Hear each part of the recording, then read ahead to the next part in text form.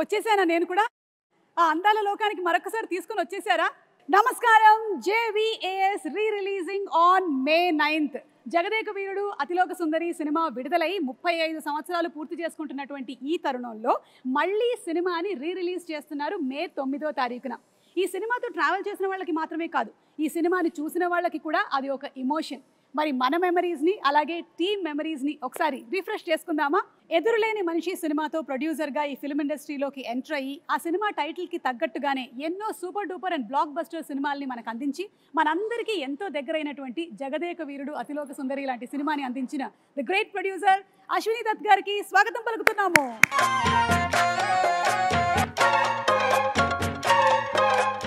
బాబు సినిమాతో తెరంగేట్రం చేసి వెండి తెర మీద ఎన్నో అద్భుతాలని సృష్టించి తరతరాలు మనం గుర్తుపెట్టుకునేటువంటి జగదేక వీరుడు అతిలోక సుందరి లాంటి సినిమాని మనకు అందించిన the captain of the ship దర్శకేంద్రులు Shri K Raghavendra Rao గారికి ఇదే మా సాదర స్వాగతం.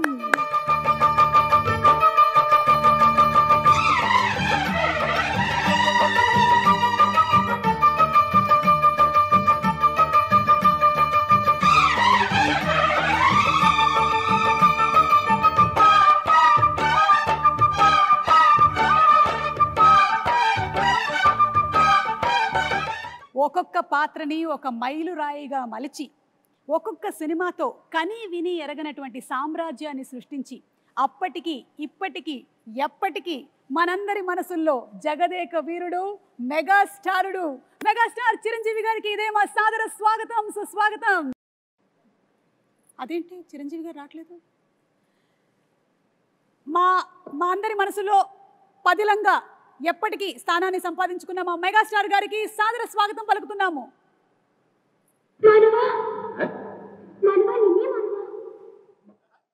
అలా అంటాం మానవ నువ్వు చంపుతున్నావు.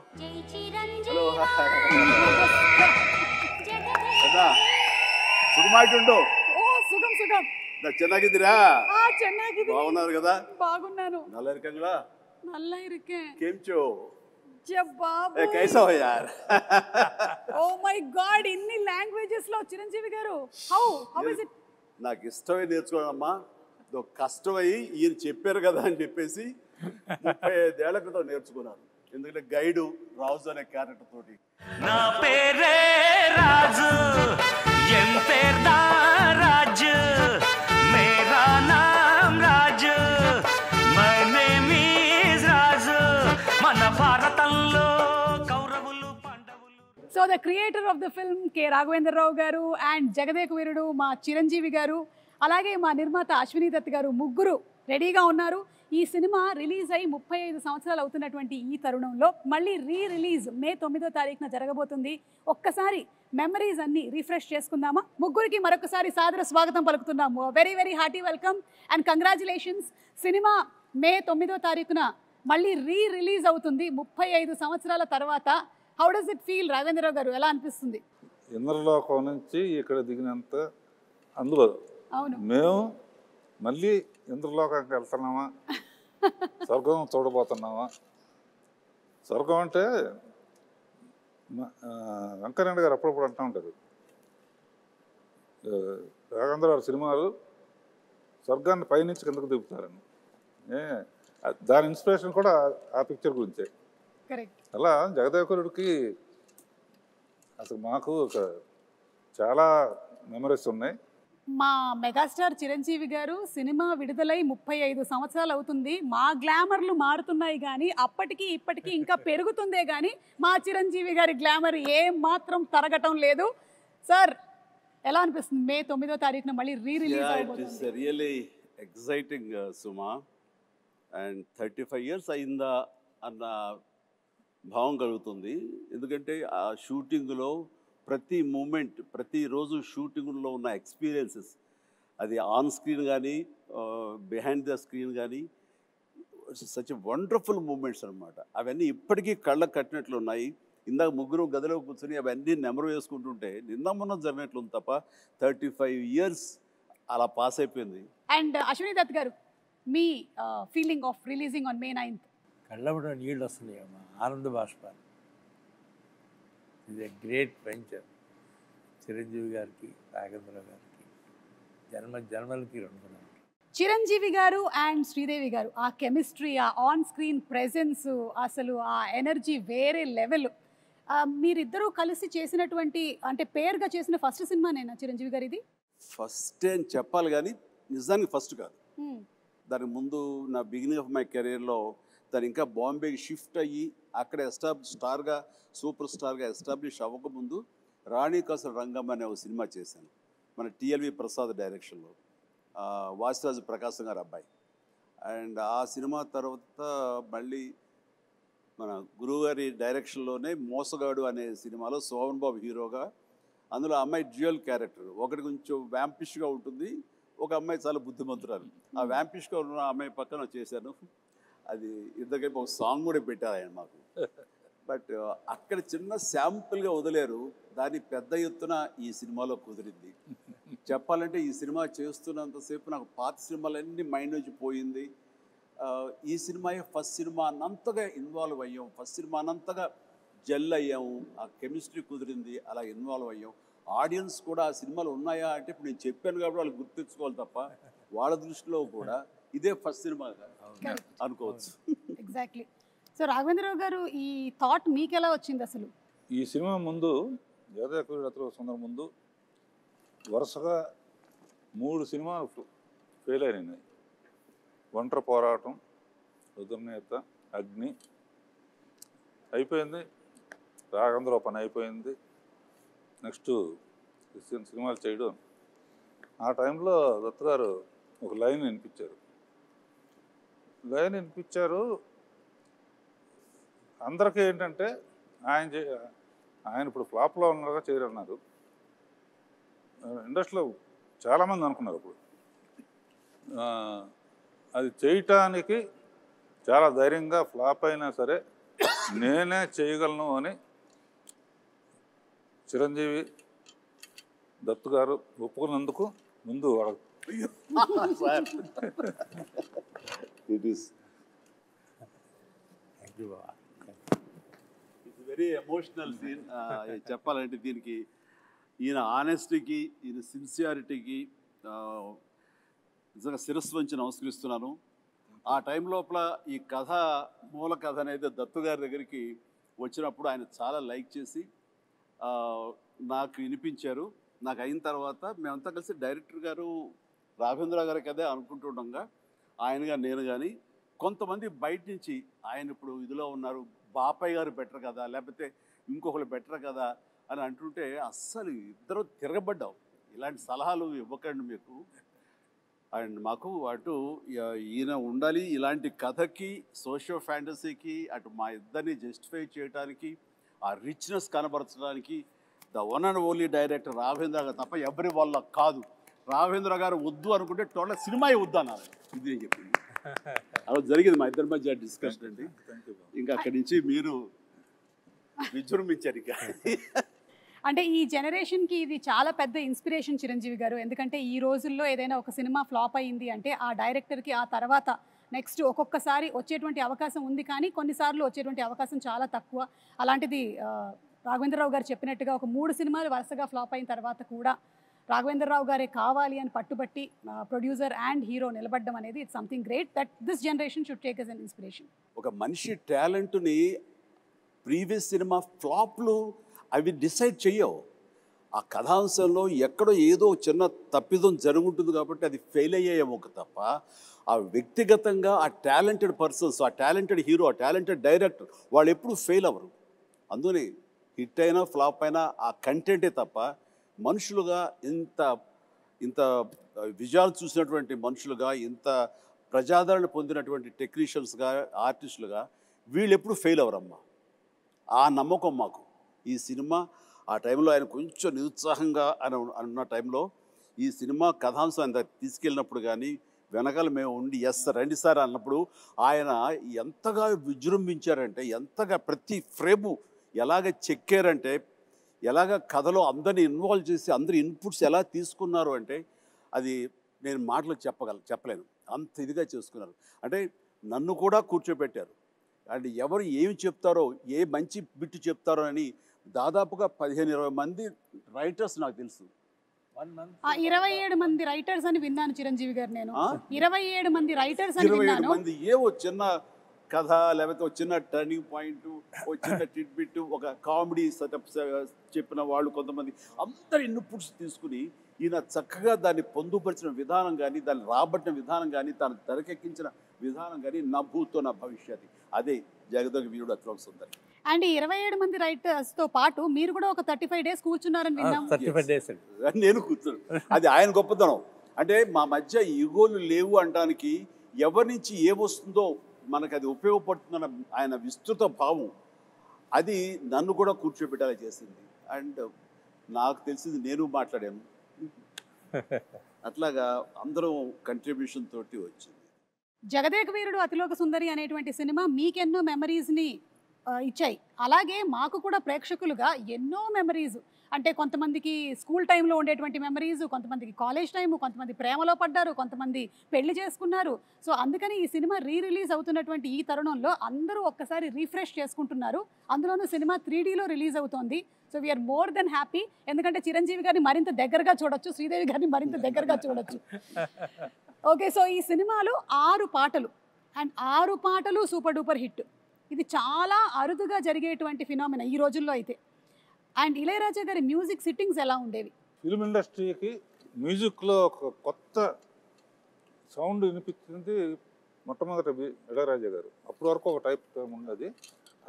ఆ సౌండింగ్ కానీ, ఆ ఆర్కెస్ట్రేషన్ కానీ, నేను ముందే ఆఖరి పోరాటం అప్పుడే సరెండర్ అయిపోయాను. ఆయనకి ఏమంటే నాకు కూడా కొంచెం పాటల మీద అనుభవం ఉంది. కొంచెం నెక్స్ట్ టైం కొంచెం ఇబ్బంది పెడతాను, 1-2 ట్యూన్లు ఎక్కువ చేయించుకోవటం అలవాటు నాకని. పాపం ఆయన కూడా ఒప్పుకుని ప్రతి పాట వింటాం, మళ్ళీ ఆమె అందరం ఫైనలైజ్ చేయటం. ఇళయరాజా గారు జగదేక వీరుడు, ఆయన సంగీతం అతిలోక సుందరి అని చెప్పి ఒక్కటే మాటలో చెప్పేశారు మీరు అసలు. ఎస్, నిజంగా కాదు. సాంగు ఊటీలో యమహో తెస్తున్నప్పుడు అసలు పోటీ పడి చిరకాలం గుర్తుండిపోయే సాంగ్స్, పాడుకునే సాంగ్స్, అవి పుట్టిన సమయం ఎంత తెలుసా? 3 hours 4 hours. ఉదయం కంపోజింగ్కి వెళ్ళారు, ఆయనకి థీమ్ చెప్పారు, ఎలాగొన్న కథ దాని లీడ్ సీన్ చెప్పారు. వేటూరు గారు ఇళయరాజా గారు కూర్చున్నారు. మేమిద్దరం వేరే సాంగ్ చేసుకుంటూ మేము విజయవాహిని సెట్కి వచ్చాము. ప్రసాద్ సెట్లో వాళ్ళు కంపోజిషన్ కూర్చున్నారు. ఎట్ అబౌట్ 2 o'clock 3 o'clock అయితే బ్రేక్ అయిన తర్వాత 4 o'clock లోపల ఆ ట్యూన్ తీసుకుని వేటూరు సుందరామూర్తి గారు మా సెట్లో వచ్చి కూర్చున్నారు. ఆయన వినిపించారు. ఎలా ఉందో చెప్తే దాన్ని బట్టి మేము ముందుకు వెళ్ళాలా, వేరేది ఆలోచించాలా అన్నారు అని. ఉదయమే కదా చెప్పి అప్పుడే వచ్చారు. ఏంటంటే మీరండి అన్నారు, ఆ సాంగే అమ్మని కమ్మని దెబ్బ.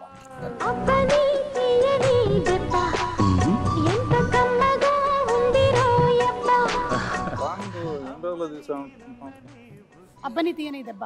అంత పెద్ద హిట్. 1.5 day. ఎస్ 1.5 డేలో. Yes, Bengaluru race course, Brindavan garden, అక్కడి నుంచి నైట్ జర్నీ చేసి కాస్త మన ఊటీలో ఒక లొకేషన్. ఇది అబ్బాయి లైట్ సారీ, అమ్మాయి బ్లాక్ సారీస్, అలా ట్రావెల్ చేస్తూ పగలు చేసుకుంటూ నైట్ ట్రావెల్ చేస్తూ అలా చేసుకుంటూ 1.5 day. 1.5 డేలో చేసినటువంటి సాంగ్ 35 years అయినా సరే ఇంకా సూపర్ డూపర్ హిట్ గా రన్ ఏ అవుతూనే ఉంది. ప్రోగ్రాంలో కూడా ప్రతి ప్రోగ్రాంలో ఆ పాట ఉంది. అవును. అలాగే సార్, ఈ సినిమా గురించి ఇంకొకటి కూడా విన్నాను. ఇది ఫస్ట్ మానస సరోవరం కాదు, మూన్ మీద అని అనుకున్నారంట కదా? అవును అవును, కొద్ది రోజులు పాటు డిస్కషన్. ఎక్కువ మంది రైటర్స్ వచ్చినప్పుడు ఒక్కొక్కళ్ళు ఒక్కొక్క సలహా ఇవ్వటంలో అదొకటి అయి ఉండొచ్చు. ఓకే. వీరేంద్రనాథ్, జంజాల, సత్యానంద్, విజయేంద్ర ప్రసాద్, తమిళ అతని పేరేంటి బాగా మన అతని పేరు తమిళ అతను కామెడీ సీన్స్ అండి. తర్వాత అందులో నాకు బాగా ఇష్టమైన క్యారెక్టర్ రామానంద్ గారిది. జీపు కోసం ఎదురు చూస్తూ ఉంటాడు, టైం అయింది కొట్టించుకోవటానికి. వండర్ఫుల్ కామెడీ అది. అట్లాగా ఫైనల్గా మానస సరోవరానికి షిఫ్ట్ అయ్యారు. షిఫ్ట్ అయ్యి సో అనుకోవడం మాత్రం వాస్తవం, ఎవరో ఒకళ్ళు దాన్ని ప్రస్తావించడం.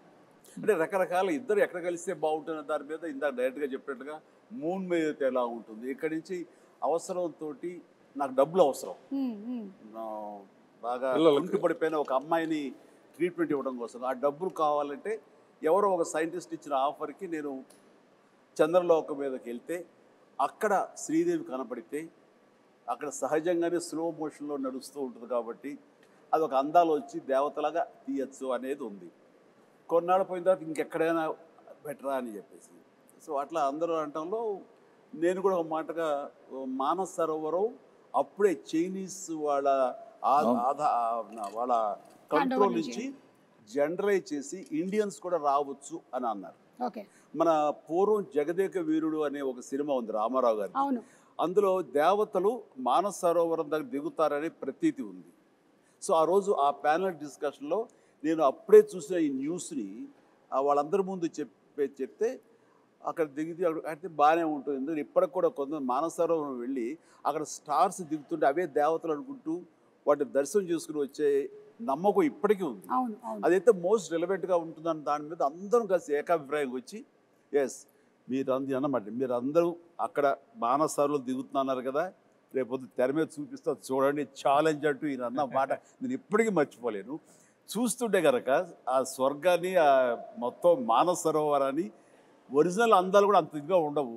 అది విజయ వాహిని స్టూడియో 8th ఫ్లోర్లో ఆయన అది క్రియేట్ చేశారు. That is greatness of Raghavendra Rao garu, great.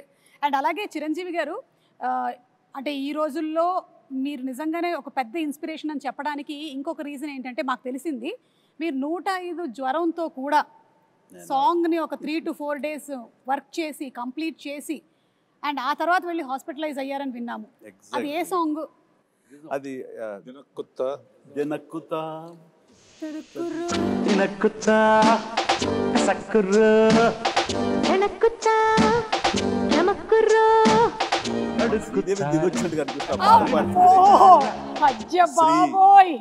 ఎలా ఉన్నావమ్మా, నేను మిస్ అవుతున్నావు నిజంగా.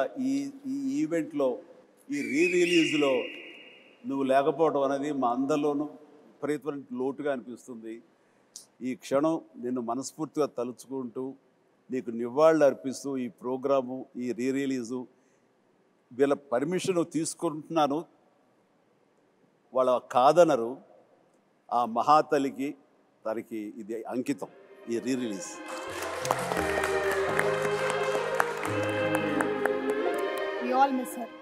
తను మళ్ళీ గుర్తు చేసుకుంటూ ఆ సాంగ్ అప్పుడు అది last song of the film.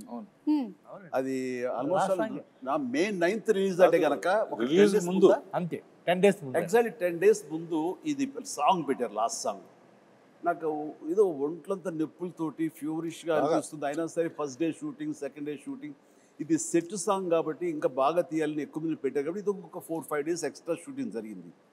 Second day నుంచి ఓపిక ఉండట్లేదు, చూస్తే ఫీవర్గా అనిపిస్తుంది. మేకప్ రూమ్లో కూర్చుని ఖాళీగా ఉన్నప్పుడు డాక్టర్స్ దీంట్లో ఆ ట్రీట్మెంట్ తీసుకుంటూ మళ్ళీ పిలవగానే మళ్ళీ అక్కడికి వెళ్ళి ఆ సుందరం మాస్టర్ గారు ఉండేవారు, ప్రభుదేవ ఉండేవారు, డైరెక్టర్ గారు, వీళ్ళందరూ కంపోజ్ చేసే సాంగ్ని దెన్ అండ్ దేర్ ఓన్లీ ఎక్కువ రిహార్సల్స్కి వచ్చేసి ఓపిక లేదు, ఫటాఫట్ చేసేసి మళ్ళీ కుర్చేసి కూలబడిపోయేవాడిని. ఇట్లా డైరెక్టర్ నా మీద జాలేసి కొన్ని షాట్లు చిరంజీవి లేకపోయినా పర్లేదు శ్రీదేవితో మేనేజ్ చేద్దారు కొన్ని చేశారు, కొన్ని నేను తప్పనిసరిగా ఉండే చోట్ల మాత్రం నేను చేశాను.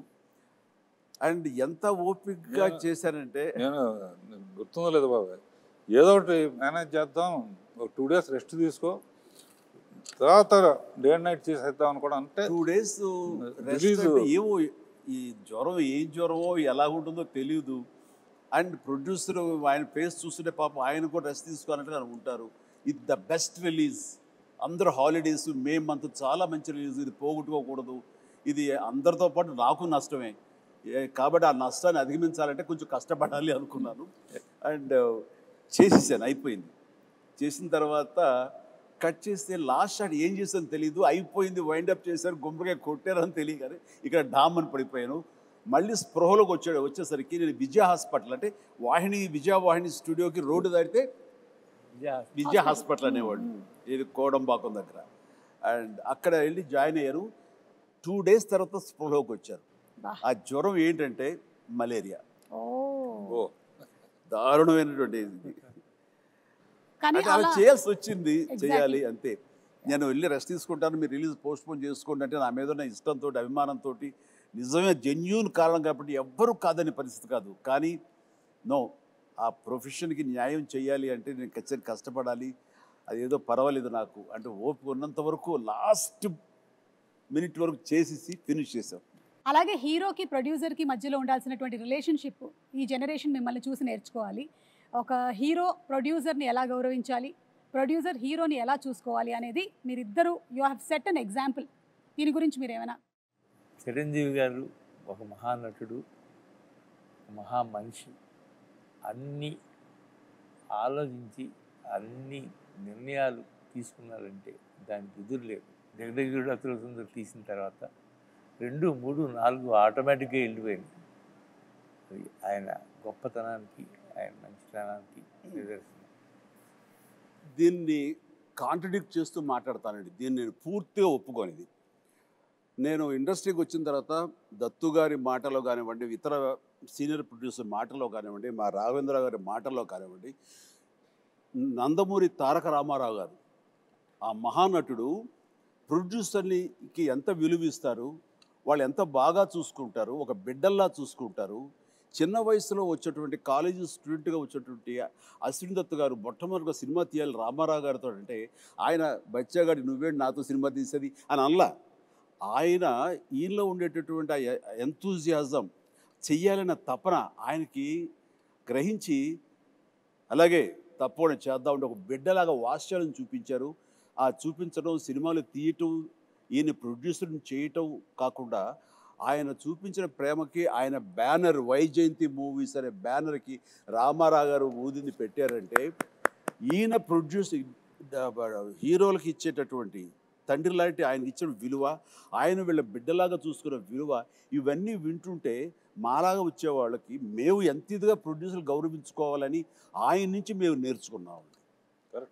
అంటే కాబట్టి నేను కూడా నా ప్రొడ్యూసర్స్కి అంత విలువ ఇచ్చి, వాళ్ళు లేకపోతే నేను లేను కదా. నాలో ఎంత టాలెంట్ ఉన్నా, ఎంత యాస్పిరేషన్స్ ఉన్నా, ఎంత కష్టపడే మనస్తత్వం ఉన్నా సరే ఆ వేదికనివ్వాలి కదా.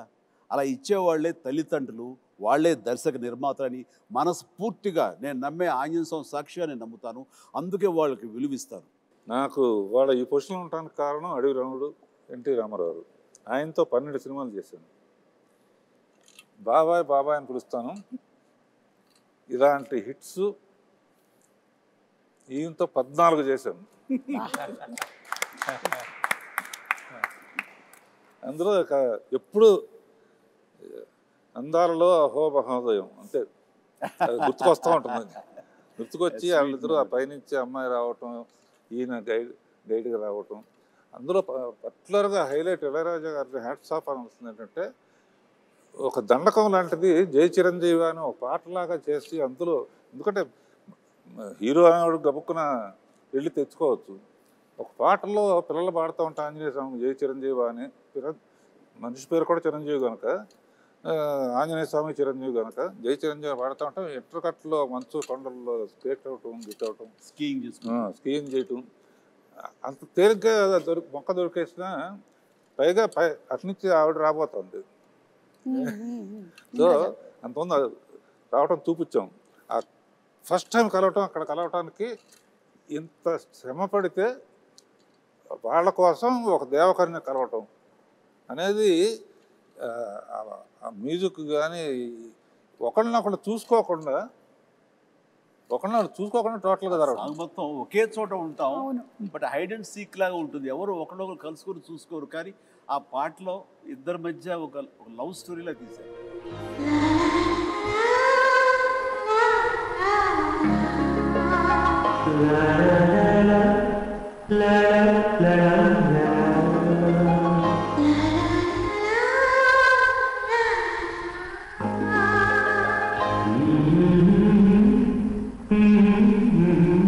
అలాగే ఇందులో వర్క్ చేసినటువంటి గ్రేట్ టెక్నీషియన్స్ లైక్ ఇళయరాజా గారు, రాజు సుందరం గారు, విన్సెంట్ గారు, వాళ్ళ గురించి. ప్రకాష్ గారు, విన్సెంట్ గారు 8th ఫ్లోర్ బిగ్గెస్ట్ ఫ్లోర్ ఏషియాలో, ఆనే స్టూడియోలో.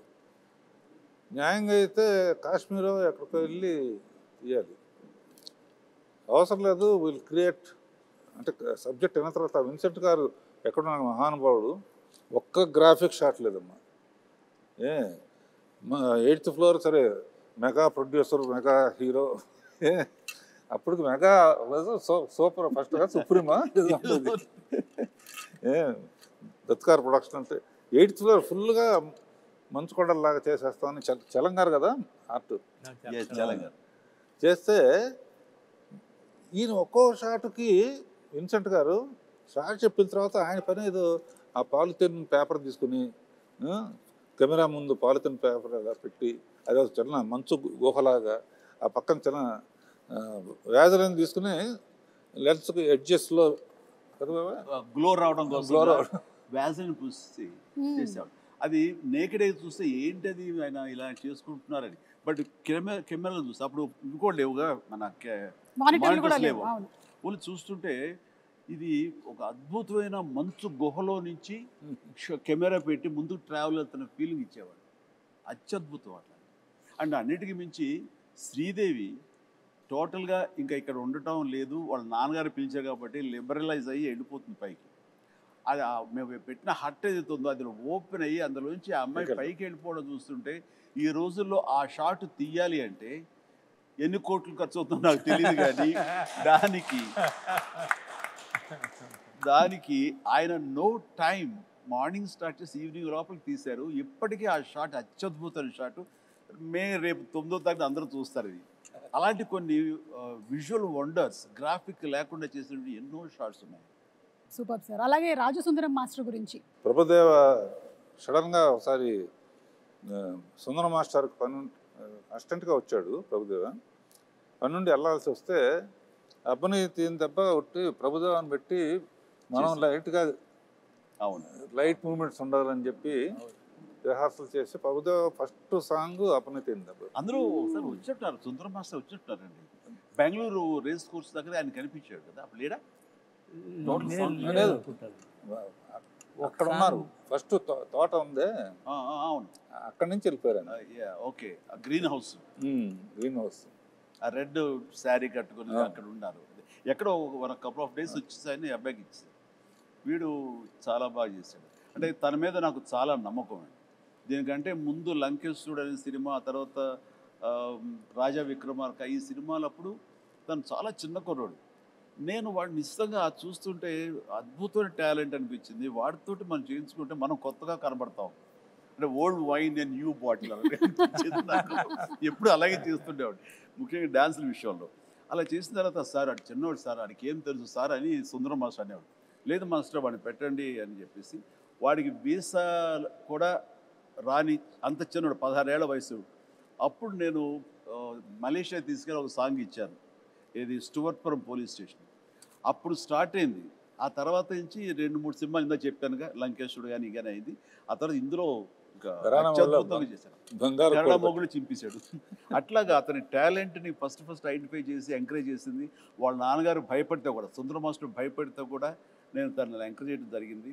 అందులో ఇంకా తర్వాత డైరెక్టర్ గారు వాళ్ళందరూ కూడా తనకి పుష్ ఇవ్వడంతో ఈ రోజున ప్రభుదేవ అంటే ఎక్కడో ఉన్నాడు. Dance is equal to Prabhudeva is equal to dance, అలా అయిపోయింది. Exactly. As a choreographer, director, hero ఎంతో ఎదిగాడు ఆయన కూడా. అంటే ఆ సినిమాలో అన్ని చాలా మంచి చెప్పుకుంటాం, ఎన్ని కష్టాలు పడ్డారో చెప్పుకోవట్లేదు. ఇది మలేరియా రావడం, హాస్పిటల్, అది ఆ కష్టం కాదు. అన్ఫర్గెటబుల్ మూమెంట్స్ లో కష్టాలు కూడా. అంటే నవంబరు డిసెంబర్లో ఊటీలో చలి ఎలా ఉంటుందో మీకు తెలుసు కదా. అంటే మేమంతా మార్చి వెళ్ళాం సార్, సో మాకు తెలియదు నవంబర్ డిసెంబర్ కదా. డిసెంబరును నవంబర్ వెళ్ళండి, మ్యూజిక్ రికార్డింగ్ వాయించాల్సి వస్తుంది పళ్ళతోటి. అండ్ అలాంటిది మిడ్ నైట్ పైన బట్టలు లేకుండా చిన్న గోచి కట్టుకుని ఆంజనేయం వేషం వేసుకుని ఒక ఫైట్ సీక్వెన్స్ తీశారు. ఆ చలిలో ఆ వేషం వేసిన తర్వాత ఒంటి మీద పూనకంలాగా వచ్చి ఏ మాత్రం చలి లేదు, ఏమీ లేదు, అంత బాగా చూసుకున్నారు. వెంటనే వేడి దుప్పట్లు కప్పేసేవాళ్ళు, చేసేవాళ్ళు. అండ్ చలిమంట వేసి కాచుకునేవాళ్ళం.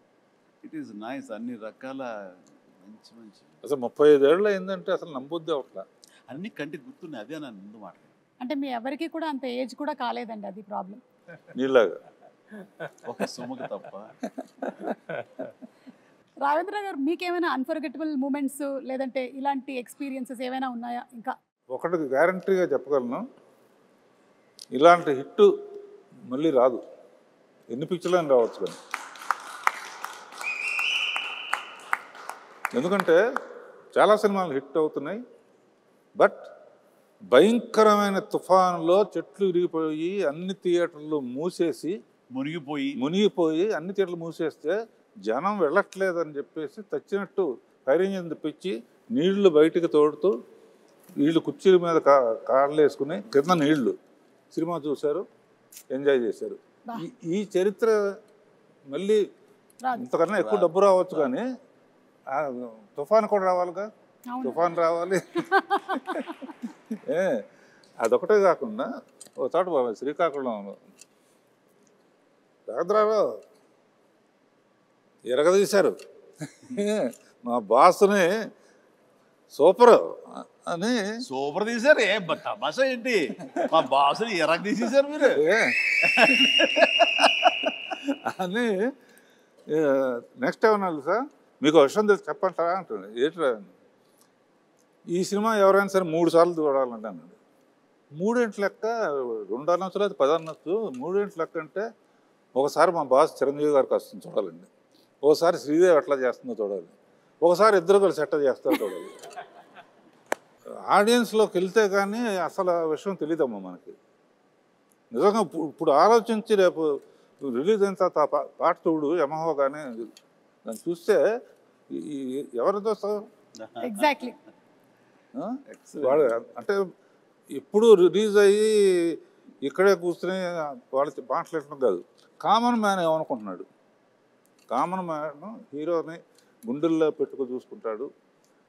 అందుకనే ఫస్ట్ చిరంజీవిని చూడాలి ఒకసారి, తర్వాత శ్రీదేవిని చూడాలి ఒకసారి, ఇద్దరిని కలిపి చూడాలి ఒకసారి. ఆ యాంగిల్లో రేపు రిలీజ్ అయిన తర్వాత సో జగదేక వీరుడు అతిలోక సుందరి సినిమాతో మీకు ఎన్ని మెమరీస్ అయితే ఉన్నాయో అన్ని మెమరీస్ ఈ సినిమాని చూసిన వాళ్ళకి కూడా ఉంది. వాళ్ళకి ఆ ఫ్యాన్ మూమెంట్స్, వాళ్ళు ఎంజాయ్ చేసినటువంటి మూమెంట్స్ అన్నిటినీ కలిపి ఒక చిన్న వీడియోగా ప్రెజెంట్ చేస్తున్నాము. So let's have the fans video please. Hero Chiranjeevi బాగా గుర్తుకొస్తుంది. శ్రీదేవి మానవ డైలాగ్ గుర్తొస్తుంది. బ్రహ్మానందం కామెడీ. నాకు స్వర్గలోకం గుర్తొస్తుంది. శ్రీదేవి చిరంజీవి. చిరంజీవి శ్రీదేవి ఉంగరం గుర్తుకొస్తుంది బాబు. శ్రీదేవి చిరంజీవి గారు. రాఘవేంద్ర రావు. చిన్నపిల్లలాగా శ్రీదేవి చేసిన యాక్షన్. శ్రీదేవి ఫస్ట్ చిరంజీవి గారి స్టెప్స్ గుర్తొస్తాయి.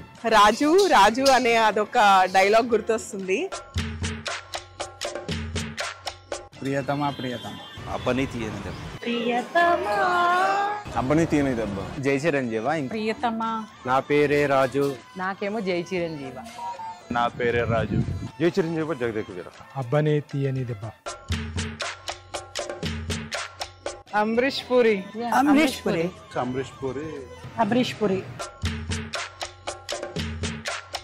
అప్పట్లో సినిమాకి టికెట్ల కోసం పెద్ద కుస్తీయే జరిగిందిలే. కాలేజ్ బంక్ చేసి మరీ చూసాం. ఫ్రెండ్స్ అంతా వెళ్ళి బాగా ఎంజాయ్ చేసాం సినిమాని. అప్పట్లో ఫ్రెండ్స్తో చూసాం, ఇప్పుడు ఫ్యామిలీతో చూసాం. నేనైతే కజిన్స్ తో చూసాను. సినిమాలో మా ఫ్యామిలీతో కలిపి చూసాను. ఫ్యామిలీతో చూసాము. మా బ్రదర్స్ మా ఫ్యామిలీ అంతా కూడా ఒక 3 times చూసాం. అప్పట్లో టీవీలో చూసాను ఫస్ట్ టైం, ఇప్పుడు May 9th థియేటర్లో చూస్తాం. రామ్ చరణ్ పెట్టే తీయాలి. Hero should be Chiranjeevi. Charan plus Jahnavi Kapoor ఉంది. ఎవరిని పెట్టొద్దండి, చిరంజీవి గారి సినిమా చిరంజీవి గారికే బాగుంటది. రామ్ చరణ్ తమన్నా అయితే బాగుంటుంది. రామ్ చరణ్ అండ్ జాహ్నవి కపూర్. రామ్ చరణ్ తమన్నా అయితే బాగుంటుంది. Tamannaah and Ram Charan. I can't imagine any other except Chiranjeevi.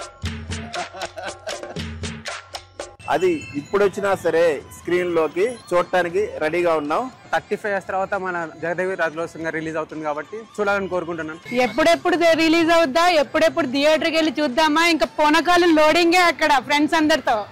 అదే సినిమా రిలీజ్ వస్తే తప్పకుండా చూస్తాం. వెళ్తే ఫ్యామిలీతోనే వెళ్తాం. ఇప్పుడు మెగాస్టార్ చిరంజీవి గారు తీసిన సినిమాల్లో అన్నిటికన్నా కూడా మరపులేని సినిమా జగదేక వీరుడు అతిలోక సుందరి.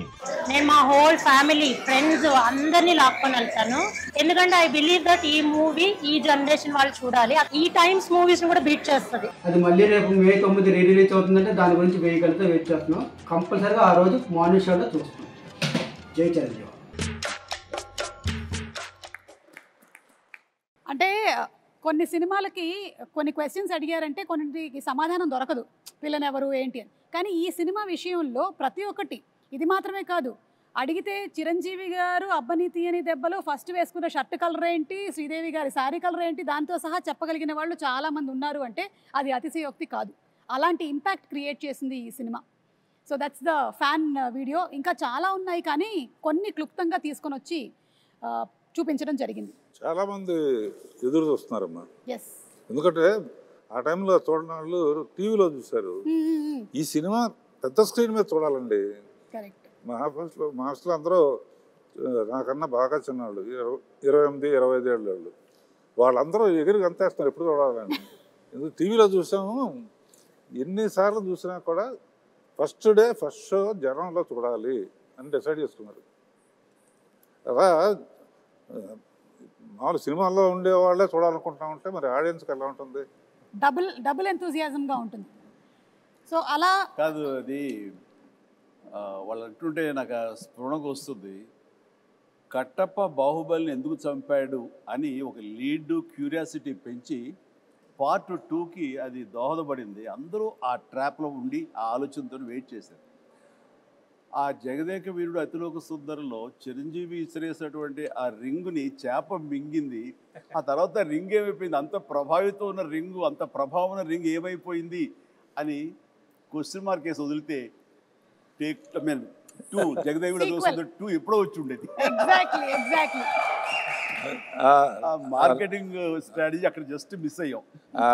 రింగు చేప నోట్లో మింగటం గ్రాఫిక్ కాదు, ఆయన తీశారు విన్సెంట్ గారు. ఒకవేళ గనక ఈ సినిమా సీక్వెల్ కానీ లేకపోతే మళ్ళీ చేస్తే ఎవరు చేస్తే బాగుంటుంది?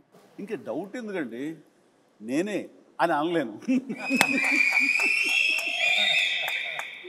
నిజంగా నన్నే అక్కడ పెడితే కనుక అలాగే ఉండేందుకు అన్ని రకాల ప్రయత్నాలు చేస్తాను. అలాగే ఉంటాను, రాణిస్తాను, రెప్పిస్తాను. కాకపోతే అలా అనడం అనేది కొంచెం అంబిషియస్ అవుతుంది. కాబట్టి అవ్వదండి, నా ఉద్దేశం రామ్ చరణ్ అలాగే శ్రీదేవి కూతురు జాహ్నవి చేస్తే బాగుంటుంది. So I think this is big breaking news. Ram Charan గారు అండ్ జాహ్నవి గనక జగదేక వీరుడు అతిలోక సుందరి మనకి పార్ట్ 2 కానీ సీక్వెల్ కానీ వస్తే it will be super fantastic.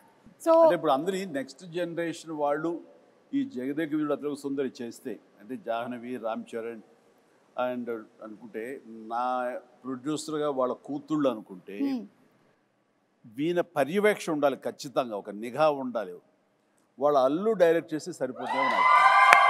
Nag Ashwin గారు, be ready for Jagadeka Veerudu Athiloka Sundari part 2. ఇది లిఖించబడింది, ఖచ్చితంగా ఇది చరిత్ర అవుతుంది. బట్ రాఘవేంద్ర గారి పర్యవేక్షణలో జరగాలి. అండ్ నాగ్ అశ్విన్ దీన్ని డెఫినెట్గా జస్టిఫై చేయగలడు. ఖచ్చితంగా అది నేను ఫస్ట్ కాపీ ఖచ్చితంగా చూస్తాను. Super sir, super. ఒక 9 ఫొటోస్ చూపించబోతున్నాము. ఎందుకంటే May 9న రిలీజ్ అవుతుంది సినిమా కాబట్టి 9 ఫోటోలు. ఈ 9 ఫోటోల వెనకాల ఉండేటువంటి కథ ఏంటో మీరు మాకు చెప్పాలి. అమరీష్ పురి గారు, అశ్విని దత్ గారు, సార్ మీరే చెప్పాలి. చిరంజీవి గారు అందరిని బాగా కొడతారు, నన్ను కొంచెం తక్కువ కొట్టమని చెప్పండి. చిరంజీవి గారు అందరినీ బాగా కొడతారు అమరీష్ పురి గారి స్టైల్లో.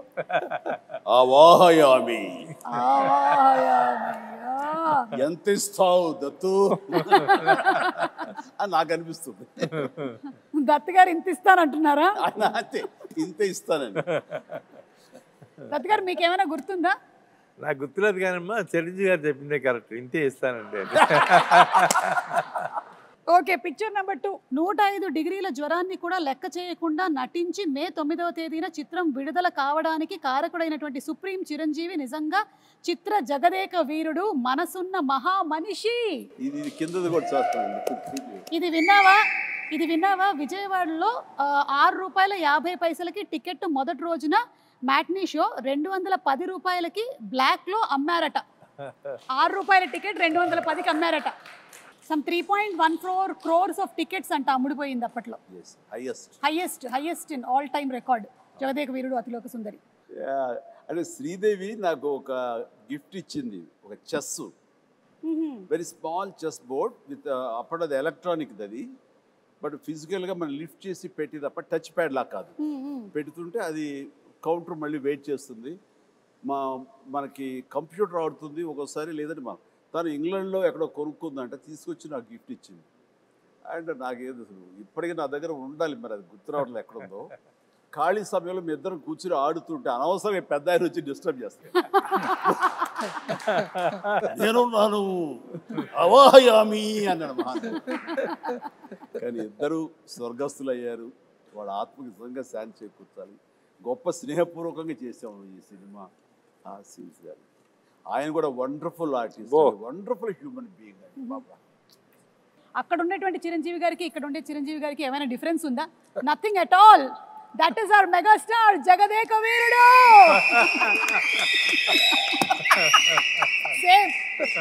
Same to same.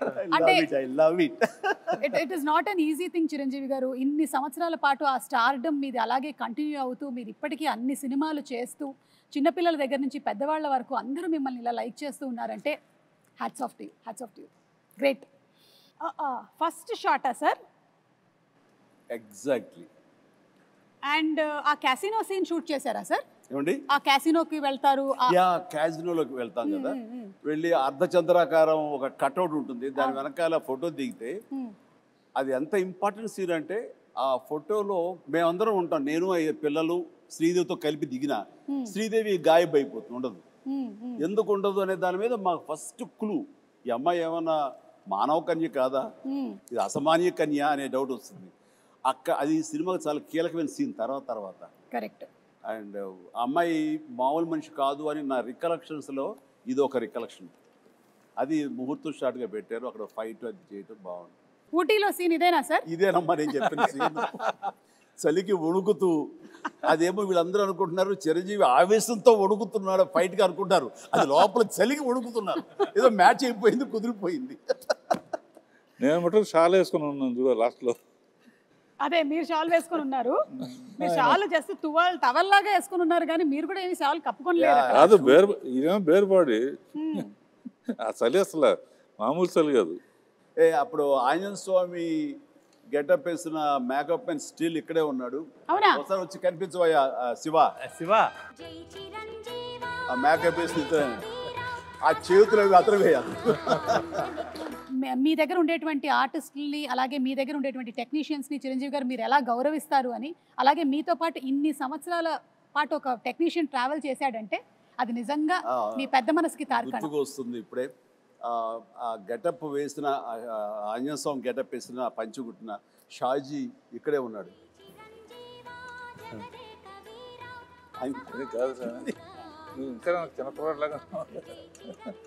అప్పుడు కూడా కష్టపడి అవన్నీ చేసేవాడు. అప్పుడు రకరకాల స్టైల్స్ ఏదైనా సరే తనే చేసేవాడు. బట్ సాంగ్స్కు మాత్రం బాంబే నుంచి స్పెషల్ కాస్ట్యూమ్ చేయించేవారు. అది ఎవరంటే అతను కిషోర్, బడా సాబ్ కిషోర్. బట్ ఇవన్నీ లోకల్వి, ఈ మైథాలజీ కానివ్వండి, రెగ్యులర్గా వేసుకునే డ్రెస్సెస్ కానీ షాజీ చేశాడు.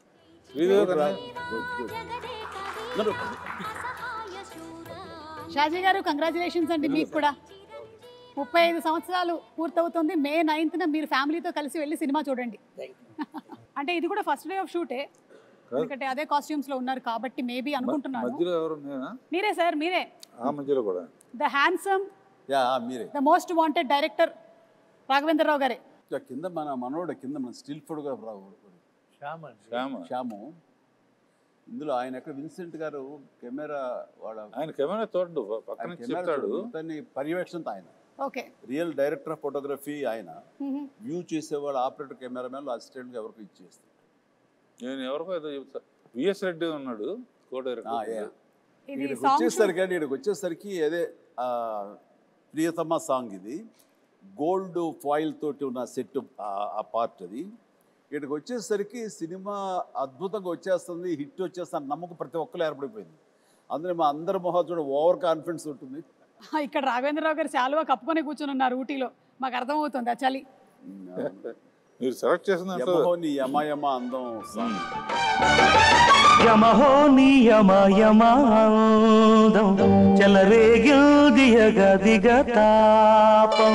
ఏంటంటే నేను విన్నాను స్వప్న గారు వాళ్ళు చెప్పగా దట్ మన అశ్విని దత్ గారి శ్రీమతి గారు వాళ్ళందరూ కంగారు పడుతున్నారంట. అంటే ఇంత సినిమా తీసేశారు, అసలు ఈ సినిమా హిట్ అవుతుందో లేదో, ఆడుతుందో లేదో అని అనుకుంటున్నటువంటి ఆ టైంలో 3 ఏళ్ల కుర్రాడొచ్చి మానవ నాకు కూల్ డ్రింక్ ఇవ్వా అని అడిగారట. ఆ 3 ఏళ్ల కుర్రాడే రామ్ చరణ్. సో ఎప్పుడైతే ఈ మానవ అనేటువంటి డైలాగ్ చెప్పి కూల్ డ్రింక్ ఇవ్వా అని అడిగాడో సినిమా హిట్ అయిపోయింది, పిల్లల్లో కూడా వెళ్ళిపోయింది అనేటువంటి నమ్మకం కలిగింది. మరి ఆ కుర్రాడే ఇప్పుడు మనల్ని నెక్స్ట్ క్వశ్చన్ అడగబోతున్నాడు. So let's have Ram Charan's video please. Congratulations Jagadeka Veerudu Athiloka Sundari dream team తీసిన cinema 30 years ముగించింది.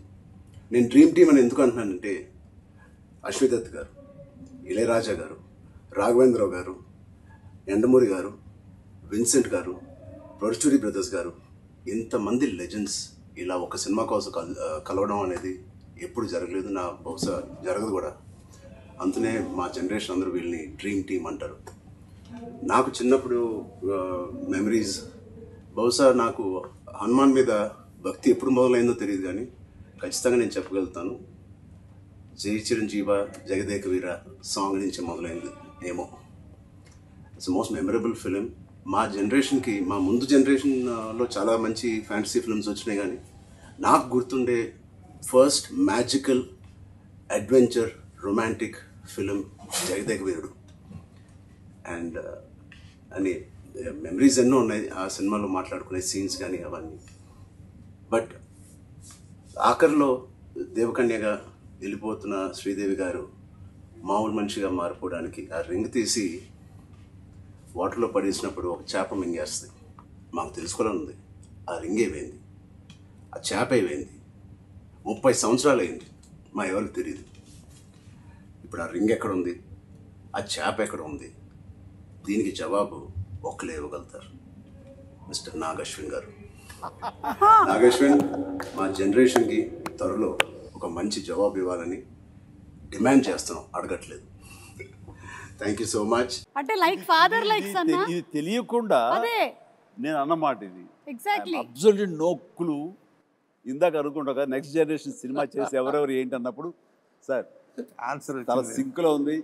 Nag Ashwin be ready.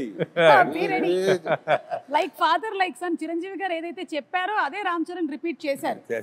నీ గడ్డానికి నా గడ్డానికి పోటీ నాగశ్విన్. ఆయన ముడేసేవారే, ఎనకు జుట్లేదు కానీ.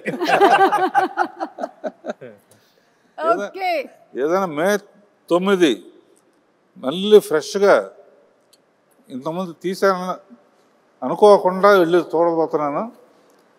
అనుకోకుండానే పాట వచ్చినప్పుడు మళ్ళీ అందరూ డబ్బులు వేస్తారు, అది ఎంజాయ్ చేస్తాను. కొన్ని అద్భుతాలు జరిగినప్పుడు ఆనంద బాష్పాలు అంటారే, థియేటర్లో వెనక నుంచి చూస్తూ ఉంటే ఆటకు డబ్బులు వేస్తూ ఉంటే ఆ కడప నీళ్ళు వచ్చేస్తాయి. వాళ్ళు చెప్తుంటే వింటమే తప్ప ఆ థియేటర్ ఎక్స్పీరియన్స్ నిజంగా కొన్ని చూడలేకపోయాం. అండ్ అంటే జనరేషన్స్ మారిపోయింది 35 ఏళ్ల క్రితానికి ఇప్పటికీ. అండ్ ఖచ్చితంగా లేటెస్ట్ జనరేషన్ దీని గురించి వినుంటారు తప్ప కని ఉండరు. వాళ్ళందరూ చూడేసేందుకు గొప్ప అవకాశం ఇది. అండ్ మీ పెద్దలు, మీ తల్లిదండ్రులు, ఆ పెద్దవాళ్ళు ఈ సినిమాని ఎంతగా ఆస్వాదించారో మీరు వినుంటారు మాటల్లో. ఖచ్చితంగా అది నిజమా కాదా అని తెలుసుకునేందుకు May 9th ప్రతి ఒక్కళ్ళు, ప్రతి యంగ్స్టర్, ప్రతి చిన్నపిల్లలు వెళ్ళి చూడండి, మీరు ఖచ్చితంగా ఆస్వాదిస్తారు. And entertainment is guaranteed. God bless. జై చిరంజీవా జగదేక వీరా అసహాయ శూర అంజని కుమార. జై చిరంజీవా శూరా అంజని కుమార